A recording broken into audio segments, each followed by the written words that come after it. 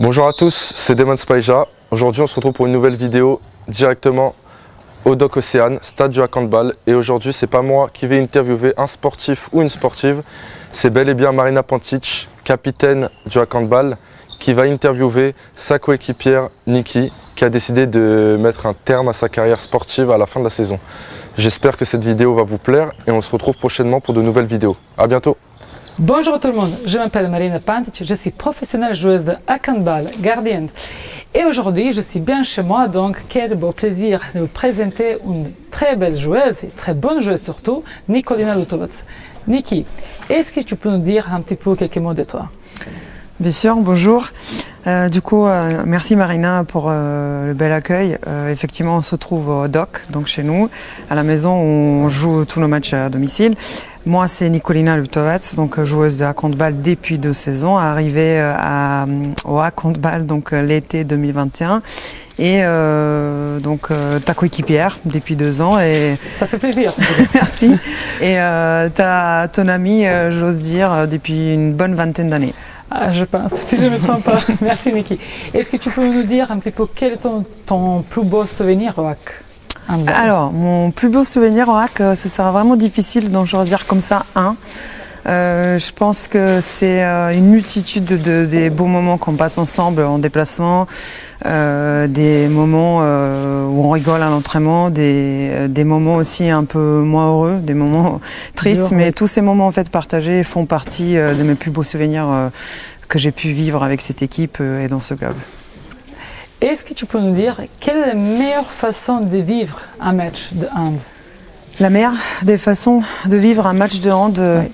Après avoir vécu des années où j'ai beaucoup stressé, je conseillerais à mes coéquipières et à toutes les jeunes joueuses de vivre les matchs de hand sans réfléchir. En fait, on a toute une semaine à préparer le match, donc on a toute une semaine pour bien s'entraîner, pour bien réfléchir. Je pense que la meilleure des manières pour les vivre, c'est vraiment se mettre en pilote automatique et vivre à fond les 60 minutes de match. Et surtout, on entend souvent la phrase « il faut rien regretter ». Effectivement, pour ne rien regretter, il faut tout donner. Donc il faut vraiment se mettre en pilote automatique et vivre les instants sportifs à fond. Merci Niki. Et là, une question, peut-être c'est un peu rigolo, mais est-ce que tu es capable de décrire en 3 mots le hand? Qu'est-ce que ça représente pour toi? Qu'est-ce que ça représente le handball pour moi? Ouais. Alors je dirais en 3 mots. Largne,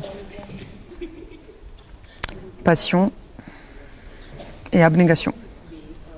Bien. Quelle relation t'as réussi de construire avec le public havrais? Alors, c'est vrai que ça fait que 2 ans que je suis au club, mais je sens une vraie connexion avec le public havrais et j'en suis vraiment fière. C'est un club en fait où dès le premier match je me sentais comme chez moi, le public qui m'a accueilli comme je pense toutes les joueuses qui arrivent dans ce club et qui partagent les mêmes valeurs. J'ai pu construire vraiment une relation dont je suis fière et dont je suis contente et qui m'a aussi aidée dans les moments moins jolis, on va dire, quand on traverse des moments un peu compliqués durant un match ou durant une saison, comme ça arrive à tous les sportifs. Et c'était le public un peu le soutien dont j'avais besoin et dont on avait besoin. Donc je dirais une relation qui est beaucoup plus parlante par rapport à la durée pour laquelle on veut dire familial. Exactement, tout à fait, oui. Ça fait plaisir en tout cas. Merci. Parce que bon, moi aussi ça fait déjà un moment que je suis là, donc je te comprends exactement ce que tu veux dire.